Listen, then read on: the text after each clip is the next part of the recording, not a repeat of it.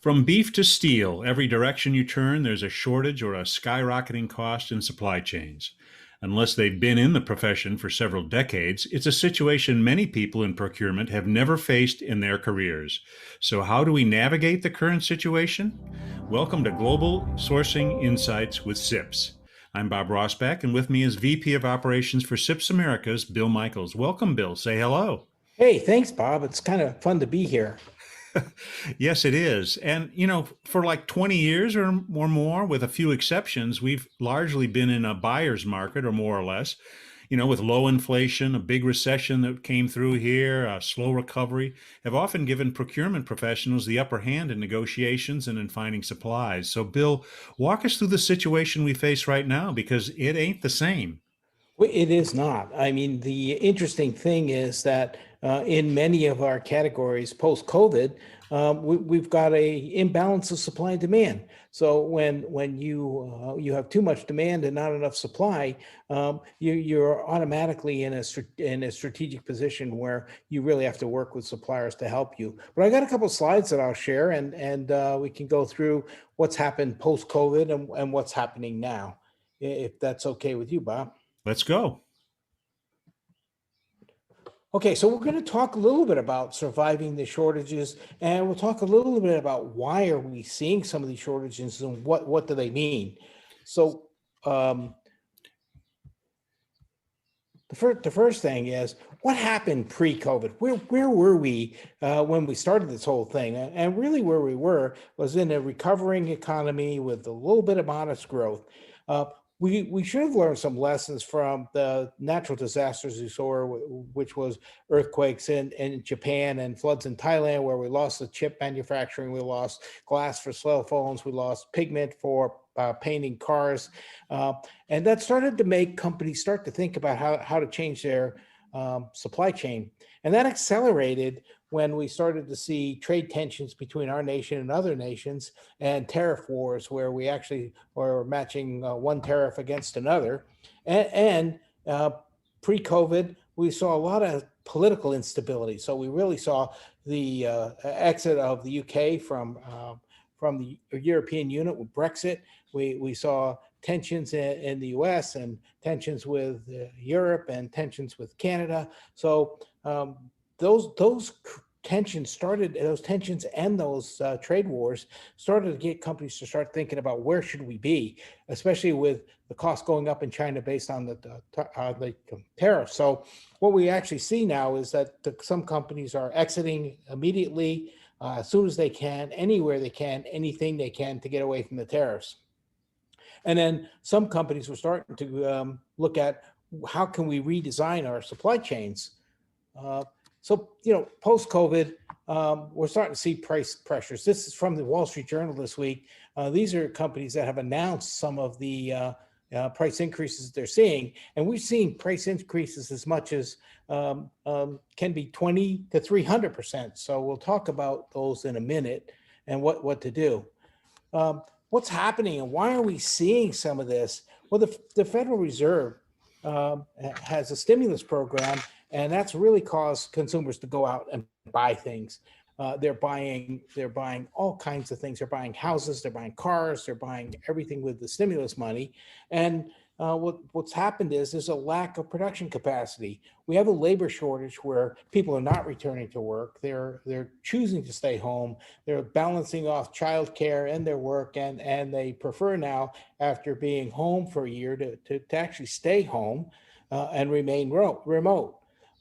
The workforce is also reconfiguring. So we're starting to see the reconfiguration of the workforce, and we're starting to see a lack of talent. So there's a big talent manager. So the result is price increases, shortages, companies don't have enough. In fact, there was an article in the Wall Street Journal yesterday where Polaris is building whatever it can from the materials it has. It's not following a production schedule.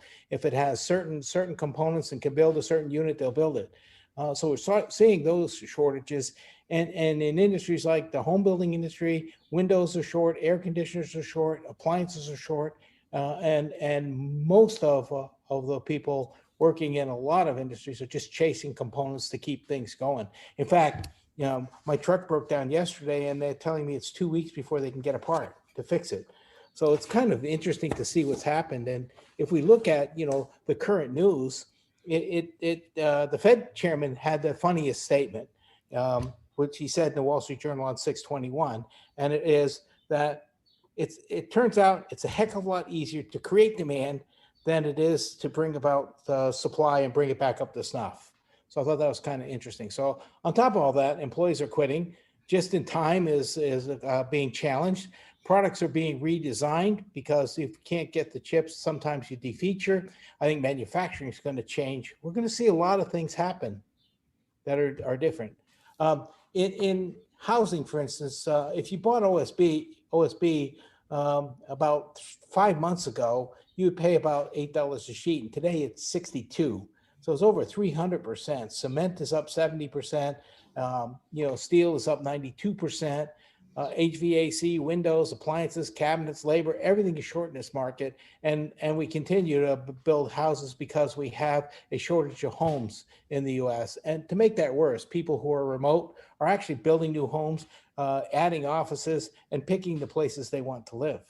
And since they can work remotely. I think you're actually an example of that, aren't you?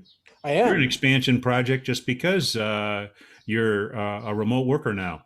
That's true. I think my wife and I both work remotely, and our 3-bedroom house has 2 bedrooms, which are offices. So we're building a casita or a guest house so we can put people up when they come.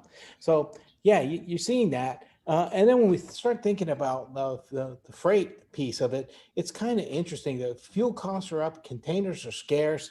There's not enough trucks or drivers. It's not an area where people desire to go in when they leave high school or college. They don't want to be truck drivers, and the capacity is strained. So again, it's price increases, shortages, disruptions, trying to find your stuff. I know that what used to come in overnight is coming in now 3, 4, 5 days later than it used to. So we're starting to see these impacts across the industry as well. Yes, and I can tell you in my own experience, we've had appliance repairs, and the appliance repair guy comes in and he just rolls his eyes, Yeah, yeah.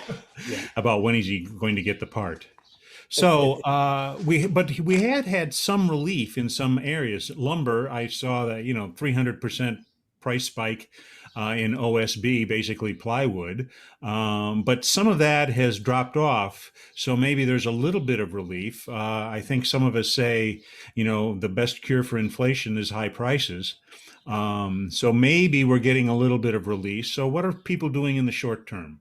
well, I think what's really interesting and what people have to focus on is supplier relationships. I think that it's very critical to maintain and care for the relationship you have when you have a crisis like this. Uh, the, you know, the best customers get the best ideas and they get the short supplies. I saw another article that I read where some companies, some of the retailers that had gotten relief during the pandemic on payment terms are trying to extend those payment terms into this crisis. If you extend your payment terms, you're not going to have a supplier at all. And if you go to a new supplier, they're not going to be able to support your needs because they're supporting their current customers' needs. And we can talk about how manufacturing is reconfigured to really make this happen and how they're changing the way they work and what's going to happen into the future. But right now, if you have a good supplier relationship management plan and a good process for supplier relationship management, you should be able to work with your supplier to keep your hold on the price and drive your supplies in where you need to. Okay. So now can we take a look at the longer term? Let's look at what's going to happen going forward next 3, 5 years, that kind of timeline, that kind of horizon. This is going to change everything in many ways, is it not? It is, and I think it's really important. As we talked about when the tariffs hit, everybody was looking at where can they bring things, what can they do. But I think there's a broader thinking about the supply chain. So in terms of how do they shorten the supply lines? How can they, one of the things that's really interesting is a lot of companies have realized during the pandemic that it isn't really wise business decisions to chase low cost labor across the globe and then ship to everywhere in the world from a low cost labor point from a risk standpoint.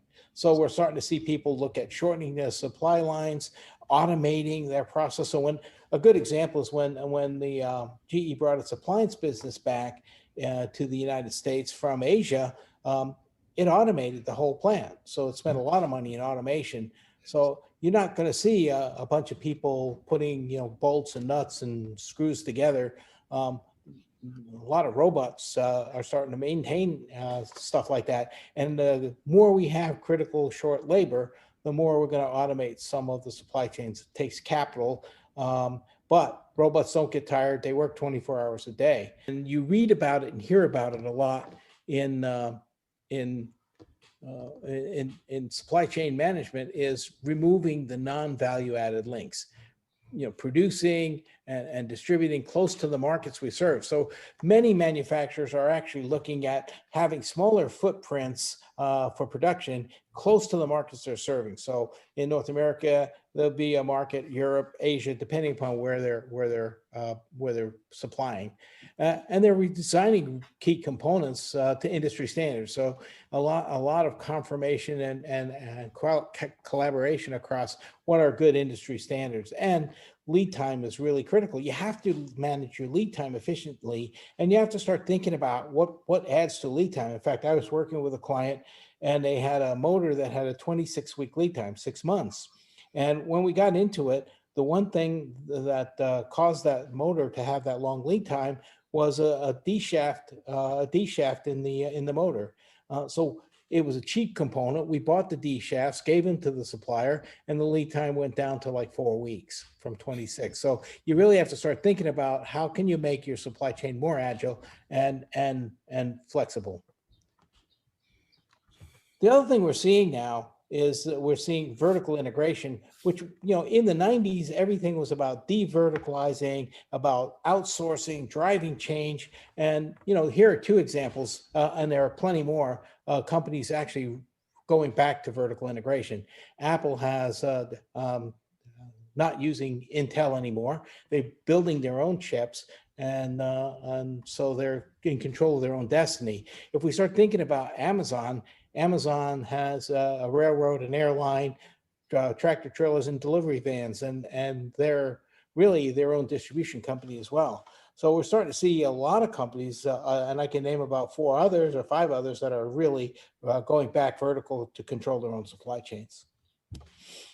Automation, I talked about that a little bit, but this is really interesting. This top example is a company called Funac, and what they do, they have is, this is a plant that runs 24 hours a day, 7 days a week, and robots build other robots. Nobody enters the plant. It's a lights out factory. Nobody enters the plant except for the 30-day period when they pick up the finished units. So it's a totally automated factory, totally lights out. And I think we're starting to see the plastics industry move to lights out, and some other industries move to robotics. The second picture on the bottom is an automatic McDonald's. You walk in, you look at the food on the menu, you go over to the other screen, you punch in what you want, you give it a credit card, and someone comes out with your food. You don't stand in line at the counter. You have a number, and someone comes out and delivers the food to you. And then the third example is a robot in giant food markets that goes around the aisles every hour and looks for spills or messes and cleans them all up. Another automation that I've recently seen is in a warehouse where the drones go up and down the aisle, reading the barcodes and keeping track of every inventory real time, every moment. And if something's misplaced, the drones report it back out to the business. So a lot of automation coming in, and we're going to see more and more automation to offset low-cost country labor. Risk management is a real priority. Everything right now is a risk throughout the entire supply chain.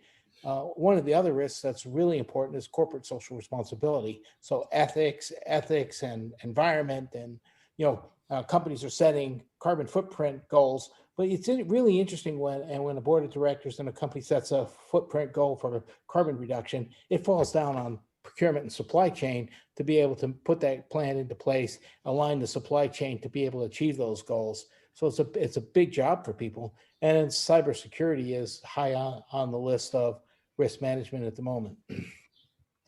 So really, demand is higher than supply. Prices are out of control. If the suppliers are saying, if you don't buy it from me, someone else will. So it really is turned from a buyer's market to a seller's market. I don't think companies were very well prepared to come back from COVID. One of the best examples of that would be the food industry, because we shut down bars, restaurants, hotels, cruise ships, company cafeterias, all in one day. And the whole food industry just stopped. And farmers started plowing the food back into the fields, and spilling the milk out and taking their animals to slaughter. And it takes a crop year to bring that stuff back together. So we weren't really prepared to come back. And as we come back, we're coming back with a little bit of social distancing, a little bit of change. There's really even trying a decision point whether to come back to an office, not come back to an office, come back 2 days, 3 days, or whatever it is.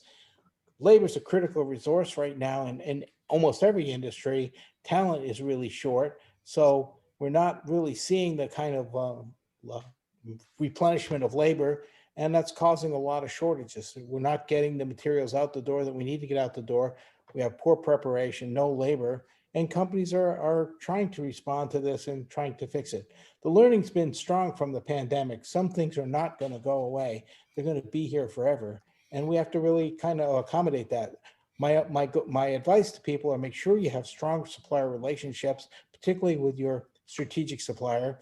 I don't think you have very many leveraged suppliers in this period of time where you're in a seller's market. You really have all strategic suppliers. So the better the relationships you have, the better opportunities you have to negotiate and help yourself.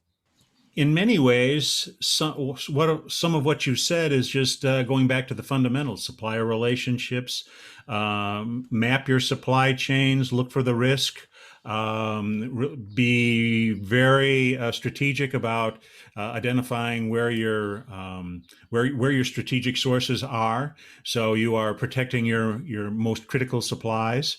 A lot of this stuff is things that people should have been doing long before the COVID crisis hit, and now it's really coming home to roost. It certainly is. And I think, now you have to understand, how can I make my supply chain agile, flexible? How can I take out, non-value added links? Some companies are returning into vertical integration and getting away from outsourcing because the outsources caused them to be out of control in this period of time. And maybe it's not wise to be able to chase low cost labor wherever it is. I mean, if you really think about low cost labor and you think about China, China is developing a middle class. Their costs are rising. They're not going to be a low cost country forever. It's probably going to last another 5, maybe 10 years if it does. But with the tariffs and the things that we've seen, it's not as advantageous to use China anymore. And the next big region would be Africa, but there's no infrastructure to bring in things and out. So I think building smaller facilities and smaller footprints, and I think building them close to the markets that you serve gives you duplication, but it also gives you an ability to flex and control demand and supply, and if something happens in one area of the world, you can actually ship to it. Building components that are common, mapping the supply chain is a really critical thing. I mean, if we look at integrated chips, integrated circuits right now, I heard that one of the automotive manufacturers are shipping their cars with only half of the circuits in, and that the dealer will install the other half as they're in service again. That's pretty difficult to deal with, and I think you'll see some defeaturing there as well. So Yep. it's and having companies build only what they can, not what they plan, is pretty. It's going to limit the amount of things that you can buy when you're going out into the marketplace as well. So big changes. The days of saying I'm going to pay 120 days are gone. I think the other thing that procurement professionals have to do is set a realistic expectation with their management. If their management still thinks you're going to get double-digit price reductions, probably not going to happen. And they're starting to see it now. When we see, whole industries and raise the price significantly, double-digit, you're not going to be able to offset that, or you're not going to have the materials you need to build what you need to sell in the marketplace to capture your return on investment. So I think that that's going to be something you have to consider. Excellent. So set the expectation with your management, focus on the suppliers and what they can do for you, and really build that relationship as strong as you can. And then always monitor the risk from the entire supply chain. A lot to chew on there, Bill. And I thank you for participating here. And thanks to our listeners for joining us as well for Global Sourcing Insights from CIPS. I'm Bob Rosbeck. Have a good day. Bye-bye, Bob.